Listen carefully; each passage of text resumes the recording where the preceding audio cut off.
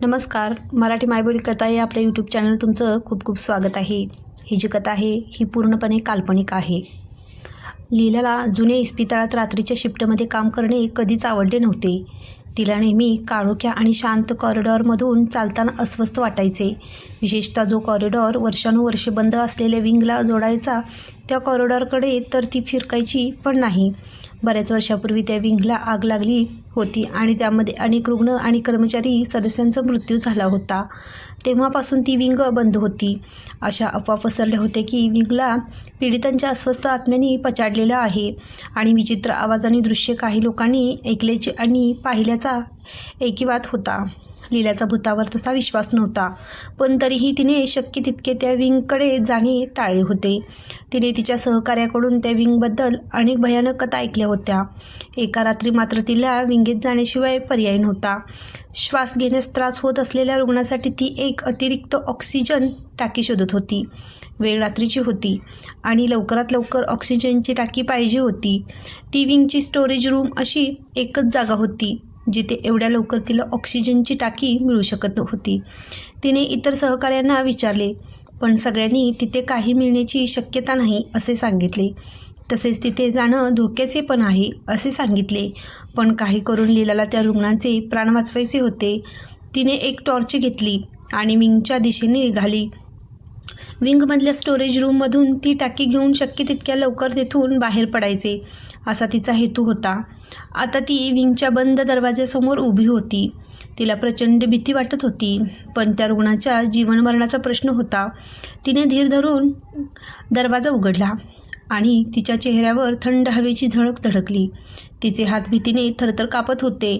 तिने टॉर्च चालू करून अंधाऱ्या हॉलवेला प्रकाशित केले. बरेच दिवस बंद असल्याने कोंदट हॉलवेमध्ये एक प्रकारचा कोंदटपणा जाणवत होता. जमिनीवर धूळ आणि कचरा तर छतावर आणि भिंतीवर भरगच्च कोळिष्टके दिसत होती. भिंतीवरून रंगाचे खपले निघाले होते. तिला लाल अक्षरात प्रवेश करू नका अशी सूचना देखील दिसली. तिने त्या गोष्टीकडे दुर्लक्ष केले आणि दालनातून खाली चालत स्टोरेज रूमचा ती शोध घेऊ लागली. ती अनेक बंद दरवाजांसमोर गेली. काहीवर रेड टेप किंवा पॅडलॉक होते. त्या दरवाजाच्या मागे काय भयावह गोष्टी दडल्या असतील याची कल्पना करून तिची भीती वाढत होती आणि त्यामुळे ते उघडण्याची हिंमत होत नव्हती. शेवटी ती हॉलच्या शेवटी असलेल्या स्टोरेज रूमपर्यंत पोहोचली. हिंमत होत नसली तरीही धीर एकवटून तिने तो दरवाजा उघडला. दरवाजा बरेच वर्ष बंद असल्याने थोडा घट्ट होता आणि उघडताना त्याचा भयानक आवाज शांतता भंग करत होता. खोली कपाटांनी भरलेली होती.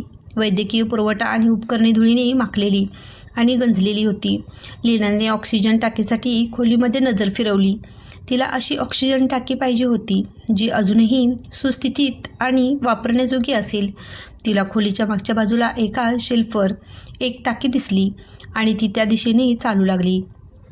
जशी ती टाकीजवळ पोहोचली आणि तिने टाकी हातात घेतली, तिला तिच्या मागे मोठा आवाज ऐकू आला.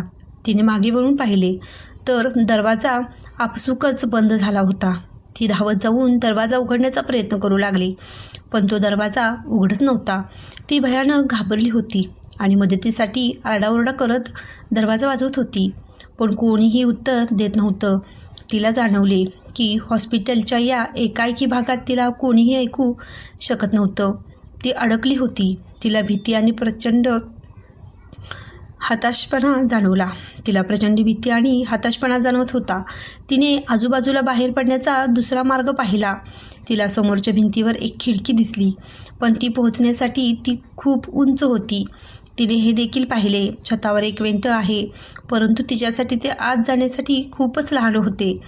तिच्या डोळ्यातून अश्रू वाहत असल्याचे तिला जाणवले. ती या संकटातून कधी एकदा बाहेर पडते असे तिला झाले होते. ती तिथे कायमची अडकली गेली की काय? कोणी तिला कधी शोधून काढू शकेल का असे प्रश्न तिला पडू लागले. तिला तिच्या पाठीमागून कसला तरी आवाज आला आणि ती पाहण्यासाठी मागे वळली. तिला सावलीत काहीतरी हलताना दिसले. काहीतरी गडद आणि विचित्र, काहीतरी मानवी आकृतीसारखे दिसणारे पण माणूस नाही असे काहीतरी. ते जे काही होते ते तिच्या दिशेने झेपावले आणि ती किंचाळली. जशी ती गडद आकृती तिच्याकडे झेपावत होती, लीलाचे हृदय भीतीने धडधडत होते. ती मागे सरकताना थोडी अडखळली. तिच्या थरथरत्या हातात टॉर्च पण थरथरत होता. तिला ती आकृती हलताना दिसत होती. ती आकृती एक अनैसर्गिक, विचित्र हालचाल करत होती. काळोखात ती स्पष्टपणे दिसत नव्हती. स्वतःचा बचाव करण्यासाठी ती वापरू शकेल अशा गोष्टी शोधत होती. तिने आजूबाजूला काही मिळते का हे पाहण्याचा प्रयत्न केला. हे सगळं करत असताना लीलाच्या मनाची तारांबळ उडाली होती. तिची नजर जवळच जमिनीवर पडलेल्या एका धातूच्या पाईपवर पडली. प्रचंड इच्छाशक्तीच्या जोरावर तिने तो पाईप हातात घट्ट पकडला आणि स्वसंरक्षणासाठी समोर केला. आकृती जवळ येत राहिली. तिच्या हालचाली विचित्र पण मंद झाल्या होत्या. लीलाचा श्वास कोंडला होता. तिच्या मनात भीती आणि निर्धाराचे वावटळ होते. तिला माहीत होते की तिला खोलीतून पळून जाण्याची संधी हवी असल्यास तिला या गोष्टीचा सामना करावा लागेल. तिच्याकडे असलेल्या सगळ्या हिमतीला एकवटून लीला ओरडली, मागे राहा, मला दुखवू इच्छित नाही. तिचा आवाज कपरा जरी असला तरी तिने तिचा अतूट निर्धार व्यक्त केला होता.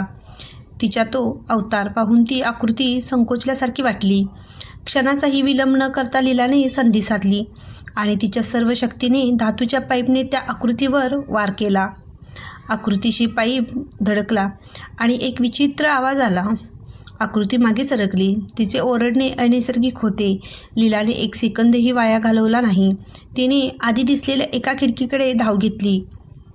ती जवळच्या टेबलावर आणि नंतर खिडकीवर चढली. हातात असलेल्या ऑक्सिजन टाकीच्या आघाताने खिडकीची काच फोडून ती दुसऱ्या बाजूच्या कॉरिडॉरमध्ये जाण्यात ती यशस्वी झाली. आघातातून सावरलेली ती आकृती पुन्हा तिच्याकडे झेपावत होती, पण लीला आधीच अर्ध्यावर आली होती. तुटलेल्या काचेतून मिळालेल्या ओरखड्याकडे दुर्लक्ष करून तिने कॉरिडॉरच्या दरवाजाच्या दिशेने धाव घेतली. तिची मागे वळून पाहण्याची हिंमत नव्हती. जीवाच्या आकांताने ती पळत राहिली आणि त्या विंगमधून बाहेर पडली. ऑक्सिजन टाकी घट्ट पकडून ती हॉस्पिटलमध्ये गेली. लीलाचे सहकारी तिला शोधत होते. तिला पाहताच त्यांचे चिंतित चेहरे समाधानाने फुलले. तिच्या हातात ऑक्सिजनची टाकी पाहून सर्वांना आश्चर्य वाटले, पण आनंदही झाला. लवकरात लवकर त्यांनी ती टाकी गरजू रुग्णापर्यंत पोचवली. झालेल्या प्रकरणाने लीलाचे मन हलले जरी असले तरी विजयाची जबरदस्त भावना तिला सुखावत होती. ही माझी कथा तुम्हाला कशी वाटली हे मला कमेंटमध्ये नक्कीच सांगा आणि माझे चॅनल लाईक करा, शेअर करा, सबस्क्राईब करा. धन्यवाद.